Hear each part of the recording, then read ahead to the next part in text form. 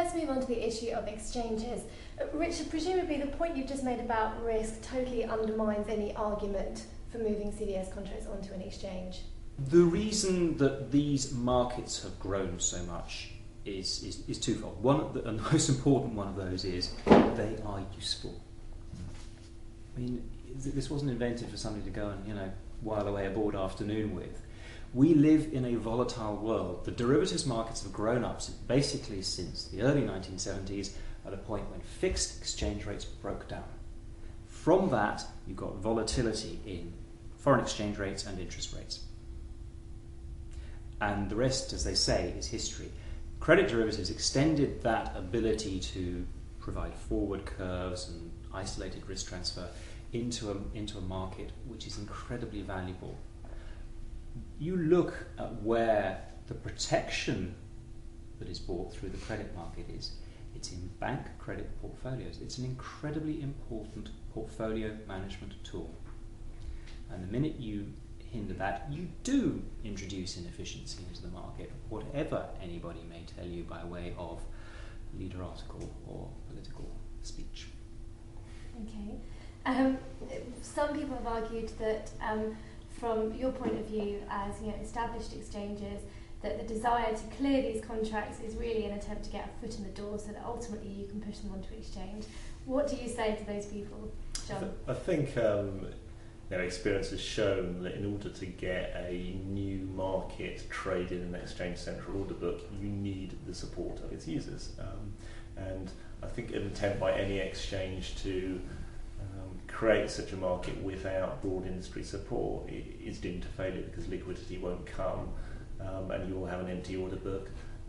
Certainly our experience has been offering OTC cleared products, although the margins may not necessarily be as large as as exchange traded products. That's far more successful than, as I said, having an empty order book when nobody actually comes to the party. So we haven't seen demand for central trading of CDS. That goes for pre-credit crisis, it goes for pre-Lehman's, it goes for post-Lehman's. In time, there may be some market participants who want that, and if they do want that, I think exchanges would be happy to provide a venue, and I'm sure we'd be among those, but that's not part of our immediate plans, and we don't see short-term demand for it. It's worthwhile bearing in mind, actually, that the OTC markets and exchange-traded markets are very complementary in a way, because firstly, as an OTC market grows, it obviously develops more and more plain vanilla type products.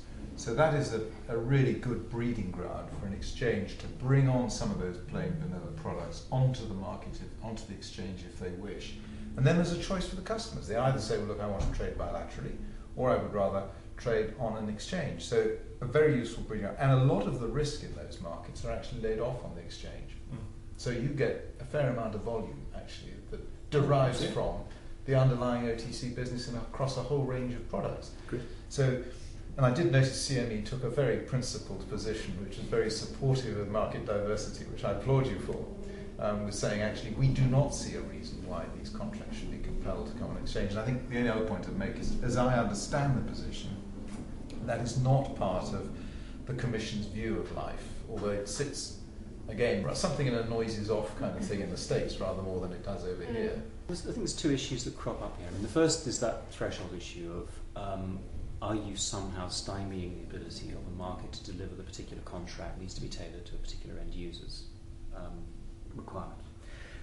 It's undoubted that there is an element of the mature OTC derivatives market which is more standardised de facto, economically more standardised, which is the element that lends itself to clearing. I think the question you then run into is the one which the Market in Financial Instruments Directive wrestled with, which is an exchange environment always the optimal environment in which to get the transaction done? And at some point, it is a spectrum.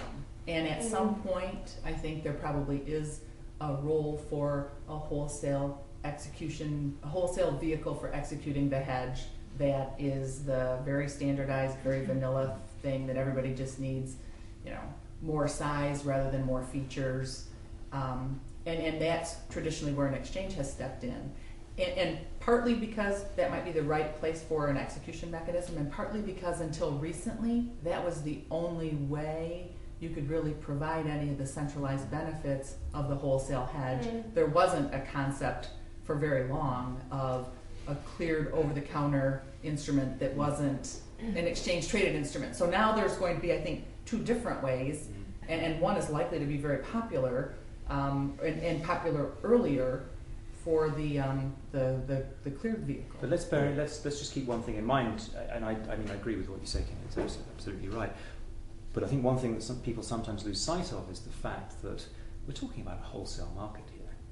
We're talking about a market where, by definition, you shouldn't be in there if you are not able to make your own decisions about the sort of risk level you're willing to take on. And I know there's a lot of skepticism about that point, but you can't really ignore it either.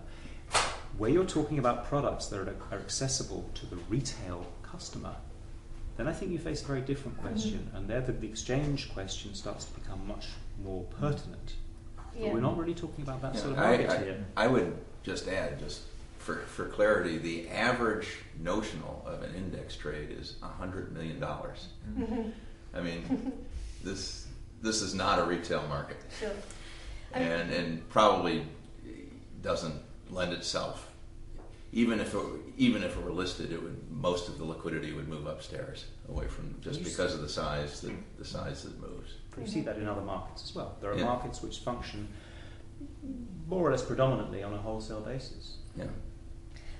Okay, great. Well, I think that's all we've got time for. I'd like to thank my panellists for their contribution today. Thank you guys very much for coming along.